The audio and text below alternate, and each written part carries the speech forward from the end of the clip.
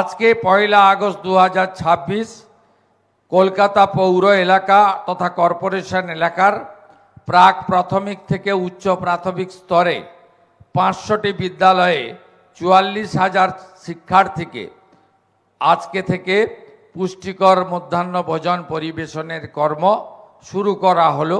শুভ কর্মসূচি এবং আগামী 3 মাসের মধ্যে এই পরিষেবা সম্প্রসারিত হয়ে 2.5 লক্ষ শিক্ষার্থীর কাছে পৌঁছে দেওয়া হবে। আমাদের মিড ডে মিলে আমাদের যে বরাদ্দ রয়েছে, অর্থাৎ আপনারা জানেন যে প্রাথমিকে 6 টাকা 78 পয়সা ছিল, বর্তমান সরকার আমরা সেটা বাড়িয়ে 10 টাকা করেছি।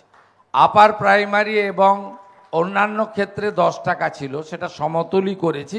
কিন্তু এটা দিয়ে এই যে মেনু ওনারা দিয়েছেন, এই মেনু হয় না। প্রচুর দাতারা বসে আছেন কিছু না জেনেই। আরে আপনারা তো চাইলে স্কুল শিক্ষামন্ত্রীর সঙ্গে কথা বলতে, তাহলে আপনারা আধিকারিকদের সঙ্গে কথা বলতে পারেন। যদি নাও পারেন সরাসরি ইসকনে গিয়ে যোগাযোগ করতে পারেন যে আপনাদের সঙ্গে কি চুক্তি হয়েছে। প্রথম থেকেই আন্ডা আন্ডা আন্ডা করে মিছিল বের করে ফেললেন। আমরা যেমন ইসকনের সাত্ত্বিক আহারকে গ্রহণ করেছি, তাদের যে একটি নিজস্ব আনকম্প্রোমাইজ রীতিনীতি রয়েছে, যেটাতে তারা সমঝোতা করেন না, আমরা করতেও বলবো না।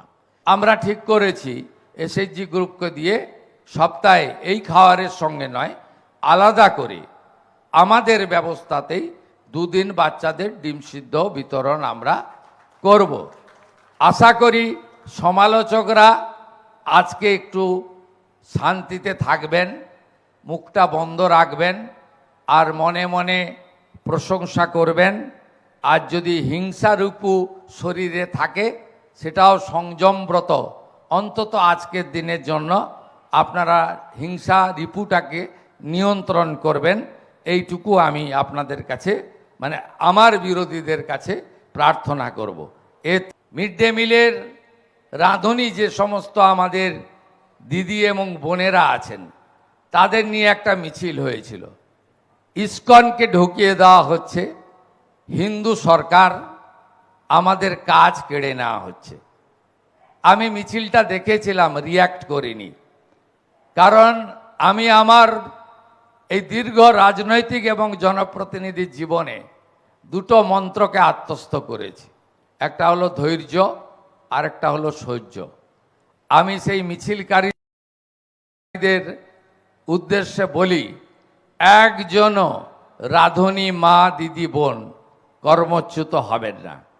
ইসকন তার রান্নার প্রক্রিয়াতে, বিতরণের প্রক্রিয়াতে তাদেরকে যুক্ত করবে। এবং যুক্ত করার শুধু নয়, আমরা তাদেরকে, আগের সরকার মাত্র 2,000 টাকা দিত, আমরা আগস্ট মাস থেকে তাদেরকে 1,000 টাকা বাড়িয়ে 3,000 টাকা করে দিয়েছি। 3,000 টাকা কিছুই নয়, কিন্তু cut your coat according to your cloth. আমাদের টাকা নেই, 8 লক্ষ কোটি টাকা ঋণের বোঝা। ধীরে ধীরে এই রাজ্য যখন অর্থনৈতিকভাবে আরও শক্তিশালী হবে, বেশি দিন হয়নি, 11 সপ্তাহের সরকার, 1টা বছর চেয়ে নিচ্ছে। মেনু হিসেবে তারা আমাকে যেটা দিয়েছেন, এটাতে অবলিক দেওয়া আছে, 3টে একসঙ্গে ধরবেন না। ভাত, খিচুড়ি, পোলাও, পনির অবলিক ছানা, সোয়াবিন অবলিক মরশুমি সবজি অবলিক বাদাম, মিষ্টি অবলিক মরশুমি ফল, এটা তারা দেবেন। যোগী আদিত্যনাথজিকে ধন্যবাদ দেব যে তিনি PM পোষণে আলাদা করে 1 গ্লাস দুধ, কোথাও ফলের রস, কখনো গোটা আপেল, কখনো পনির, কখনো ভালো ডাল ইত্যাদি অ্যাডিশনালি তার রাজ্য সরকার থেকে দিয়ে আসছেন। যারা 34+15 49 বছর ধরে শুধু রাজনীতি আর চুরি ছাড়া কিছু করেননি, থেকে খাওয়ার আমরা দিলাম।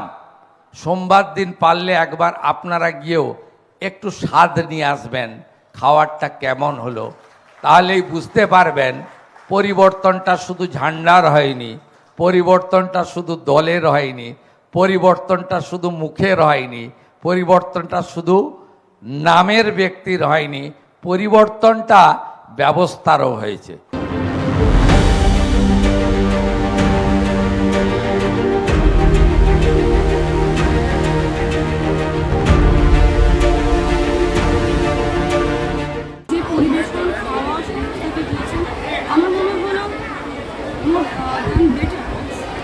কতটা হাইজিনিক? ভীষণ হাইজিনিক। ওনার যে প্রসেসিং, যে কিচেন পুরোটা ডেকোরেট করা, পুরো যেটা গাড়ির ব্যবস্থা করা, গাড়িটাকে পুরোটা জিনিক করা, ভীষণ ভালো ব্যবস্থা। একটা নতুন পদ্ধতি, নতুন সিস্টেম শুরু হলো, অবশ্যই আমরা খেয়াল রাখবো, দেখবো। কতটা হাইজিনিক মনে হচ্ছে? যা দেখলাম তাতে তো মনে হচ্ছে হাইজিন মেনটেন হবে। দেখুন, এই যে এই প্রকল্প আজকে সিএম এটা ঘোষণা করেছেন এবং ইসকনের কাছে সেবাটা দিয়েছেন, কিন্তু এই যে প্রকল্প 1975-76 সালে ইসকন প্রতিষ্ঠাতা আচার্য তিনি ভবিষ্যৎবাণী করে গেছিলেন সারা পৃথিবীতে ইসকনের থেকে প্রসাদ বিতরণ করা হবে এবং ইসকন মন্দিরকে বেষ্টন করে 5 কিলোমিটার কেউ যাতে ক্ষুধার্ত না থাকে, তার জন্য শিল প্রভুপাদ এইটা ফাউন্ডেশন করে গেছেন। প্রভুপাদ এরকম অনেক কিছু বলে গেছেন, তার ভবিষ্যৎবাণীগুলো আস্তে আস্তে সম্পূর্ণ হচ্ছে।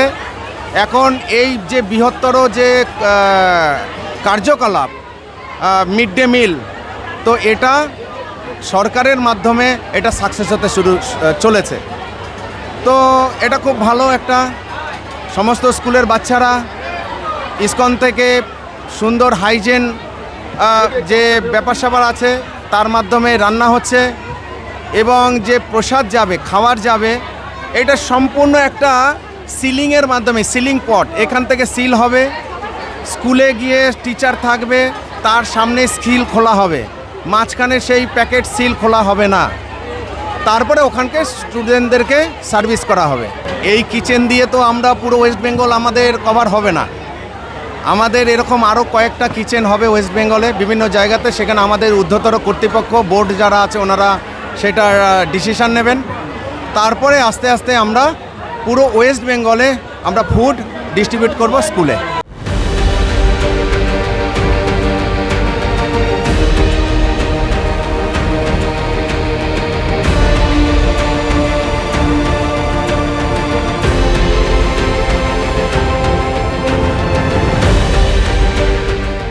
ফলো করুন সংবাদ প্রতিদিন ডিজিটাল।